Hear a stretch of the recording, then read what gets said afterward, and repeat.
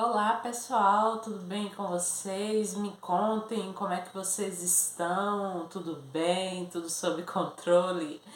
No vídeo de hoje a gente vai falar sobre o que é você, qual a experiência que eu tive morando sozinha, quais são as lições para você também que está pensando em morar sozinho, o que vocês podem tirar de proveito de uma pessoa, por exemplo, que mora sozinha. Eu moro sozinha.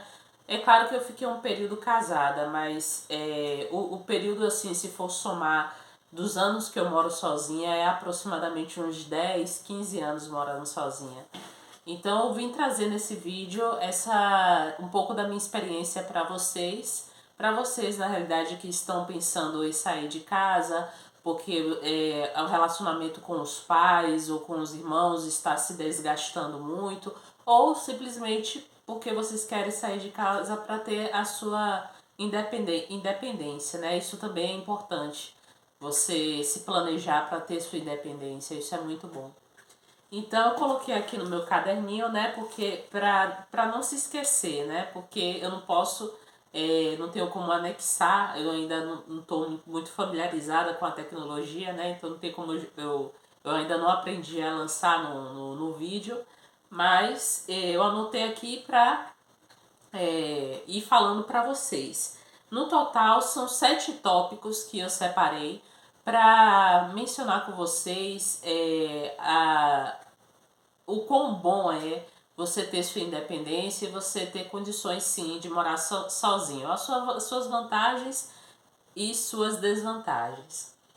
A primeira que eu vou falar aqui, ó. Aprender a gostar da sua própria companhia. Assim, trazendo. Vocês têm que perceber quais são os gatilhos que você tem antes de você querer morar sozinho. Por qual motivo? Porque quando você vai morar sozinho, você sabe, você vai ter que ter a plena convicção de que você vai ser a sua única companhia. Então, muitas pessoas na realidade que não se vê sem a companhia de alguém, que não se vê sem amigos próximos, pessoas que são muito ligadas ainda à família, eu não sugiro para vocês que venham a ter essa experiência, porque possa ser que vocês morando sozinhos, vocês acabem atiçando algum gatilho, seja de ansiedade, seja de depressão, para quem tem tendência, né?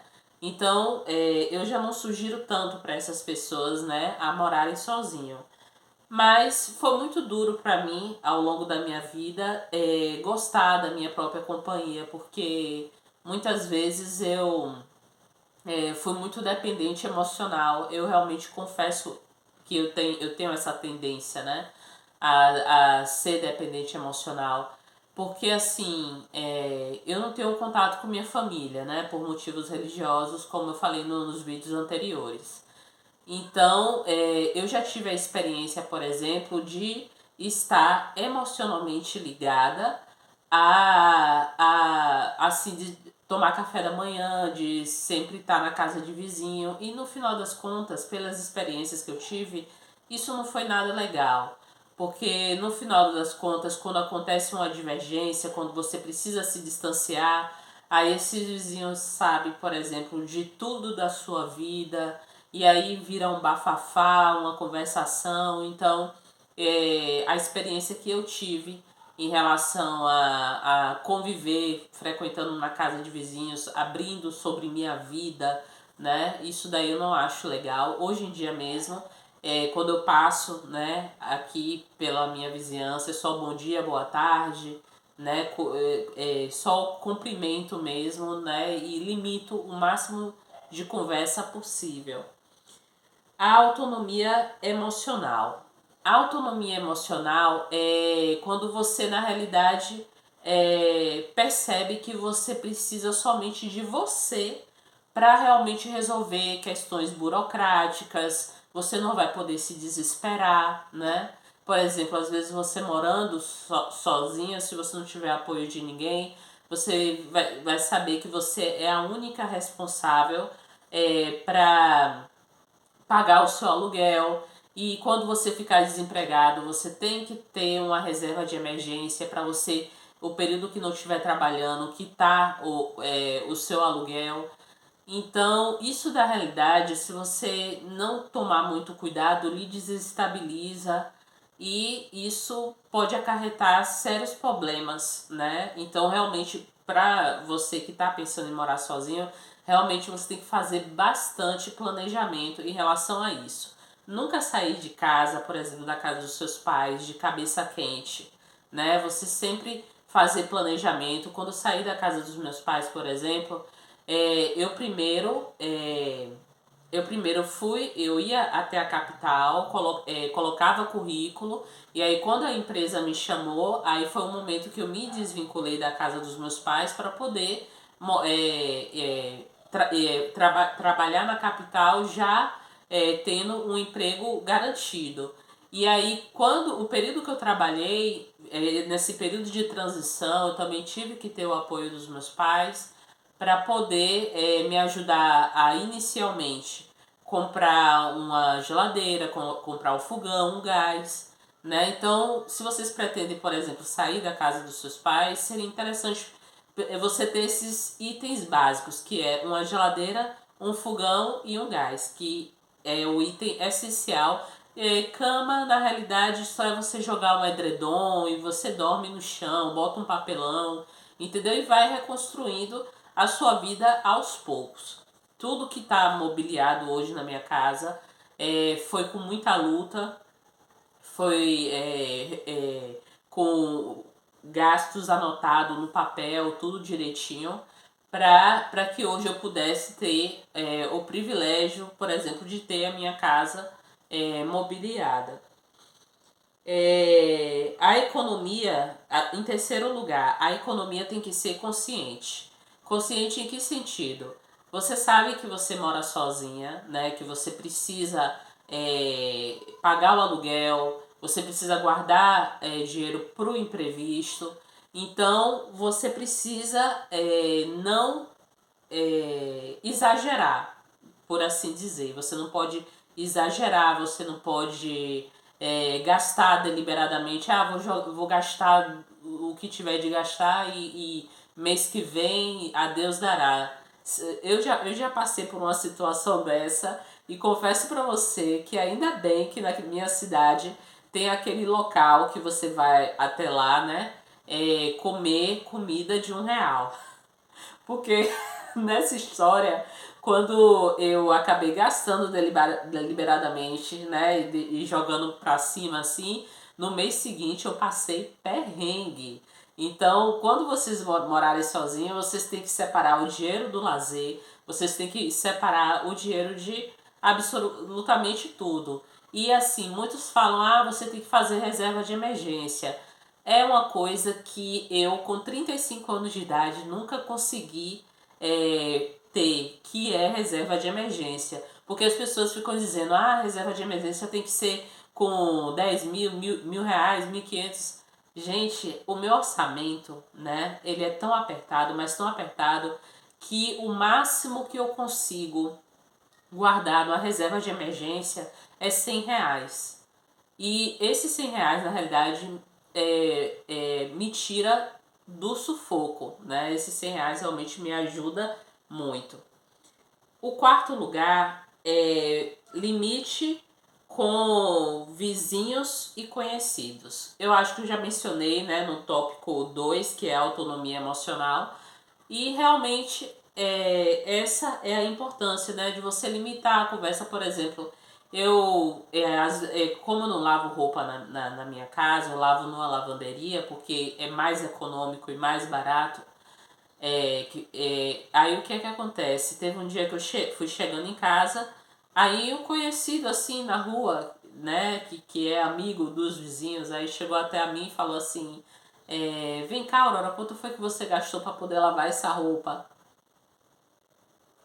Um tanto invasivo, né? Eu de maneira discreta mencionei que eu não iria dar palpite, né, da minha vida, mas são perguntas invasivas, desnecessárias e inconvenientes que não têm necessidade, né, de pessoas desconhecidas querer saber. Quer saber para quê? Para ter o controle, né, da situação. Então, é bom realmente a gente não dar muito espaço para essas pessoas. E em quinto lugar, a importância de ter um lar leve. Assim, gente, já teve momentos assim na minha vida, né, que eu percebi que eu estava sendo a causadora por não ter um lar que eu pudesse desfrutar dos meus melhores momentos. Bote uma coisa na sua cabeça, o momento que você acha que fora da sua casa está sendo melhor do que dentro da sua casa, porque alguma coisa está errada e você precisa mudar no ambiente que você mora. Se são pessoas, tratar de morar em um lugar que realmente só esteja você, pela sua saúde mental. E também, outro requisito importante é você ornamentar a sua casa, né? De uma forma que você realmente se sinta bem, que você se sente acolhido, porque é a nossa casa que realmente nos abraça quando a gente está doente, quando a gente não está se sentindo bem, quando a gente está ansioso ou quando a gente tem a perda de um ente querido. Então a nossa casa que é o nosso berço, é a nossa casa que a gente descansa, que a gente prepara o alimento para nos manter vivo. Então assim, manter uma casa sempre organizada, sempre limpa, né? Eu sei que tem dias que a gente tá na maresia, mas eu confesso para você, gente, que eu mesma estava tendo uns ataques espirituais na minha casa. E aí, quando chega esse momento assim de receber esses ataques espirituais, porque eu sou sensitiva, né? Eu sinto as energias ao meu redor. Aí eu comecei a perceber que esses ataques espirituais estavam sendo proveniente porque os pratos da pia estavam dormindo sujo, o banheiro estava sujo, a casa não estava sem limpar, então eu estava abrindo brecha para que energias contrárias invadissem a minha casa. Então, a gente tem que realmente ter organização e zelo pelo nosso lar. Então é muito importante vocês manterem o lar da casa de vocês muito organizado, muito limpo. Eu mesmo, quando eu faço uma faxina na minha casa, eu gosto de tocar um incensozinho para atrair boas energias, né? Porque eu percebo que a energia da casa, a atmosfera da energia da casa fica outra quando eu uso incenso. Eu gosto muito de incenso. Parte 6. Cuidado do espiritual. Assim, gente, eu mesmo já fui de diversas religiões, né? Como eu mencionei nos vídeos anteriores. Mas eu, particularmente hoje, me vejo sem religião. Mas eu me considero uma pessoa espiritualizada. Eu sou uma pessoa que eu já percebi que às vezes quando eu tenho um pesadelo, alguma coisa assim do tipo, eu oro o Pai Nosso. Eu não sei qual é o mistério que está por trás dessa oração, mas quando eu oro o Pai Nosso firmemente, às vezes quando eu oro o Pai Nosso até mesmo pelo meu animal de estimação, às vezes eu percebo que o meu animal de estimação está com quebrante, né, está com olho gordo, eu oro, né, pedindo para que as energias que foram emanadas para meu animal de estimação sejam dissipadas, caia por terra. Eu também oro pela minha proteção, eu oro por ter mais um dia de vida, né? Tem muitas pessoas que vai dormir e não tem o privilégio nem de acordar. Então, quando eu acordo de manhã, que eu vejo que eu ainda estou viva, né? Eu fico muito feliz, porque a gente tem que agradecer realmente por cada dia de vida que a gente tem. Cada dia de vida que a gente tem é um aprendizado. Então, é muito importante vocês cuidarem do espiritual de vocês. Mas eu não tenho religião, eu sou ateu. Se conecte com a natureza, porque você faz parte da natureza. Então, se conecte com a natureza. Tenha essa ligação com a natureza, porque da natureza a gente veio e da natureza que a gente vai. Então, para todas as pessoas, na realidade, que eu costumo dizer, né, que não tem essa ligação com a espiritualidade, busque se conectar com a natureza, que eu tenho certeza que vai ser muito bom para vocês. E o sétimo lugar, por último, aprender a celebrar minha própria companhia. Eu vou trazer para vocês uma coisa que aconteceu, né, na minha vida recentemente, que eu achei muito engraçado. Teve um determinado dia, né, que eu tava aqui em casa, não faz muito tempo, foi há uns 2 dias atrás.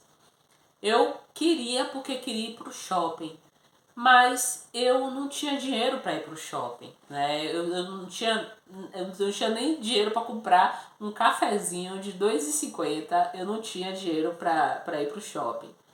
E aí eu sabia que eu tinha que ficar em casa, porque só ir pro shopping e não desfrutar nem de um cafezinho, então eu fiquei em casa. Fiquei emburrada nesse dia, mas fiquei em casa.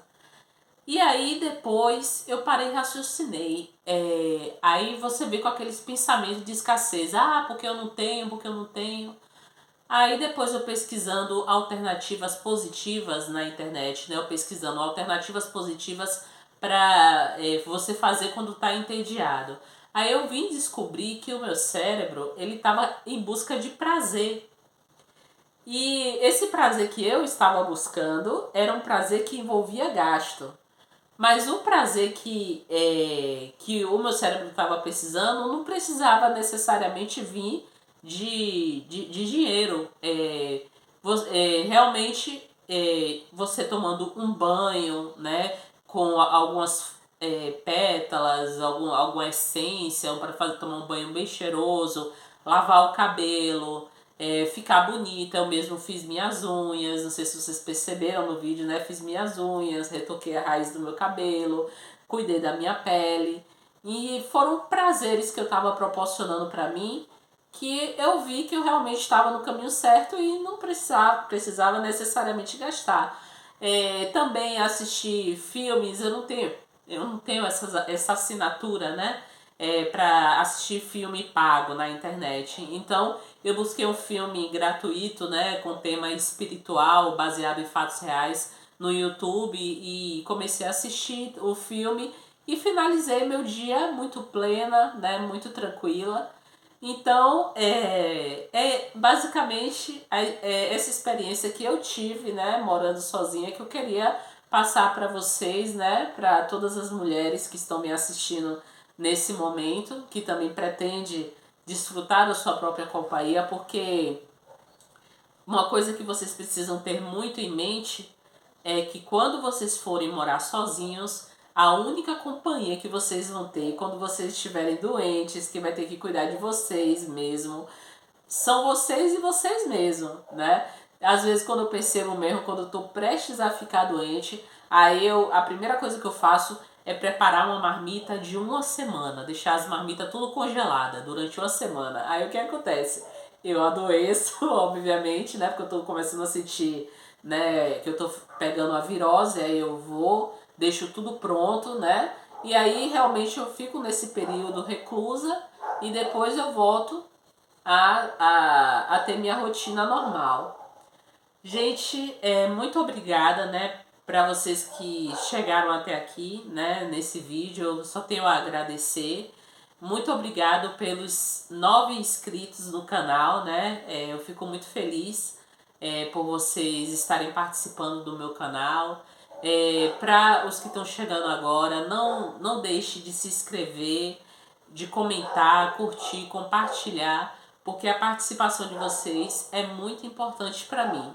Tudo bem? Vamos rumo aí aos 1.000 inscritos. Um grande beijo com vocês. Fiquem com Deus e tchau, tchau.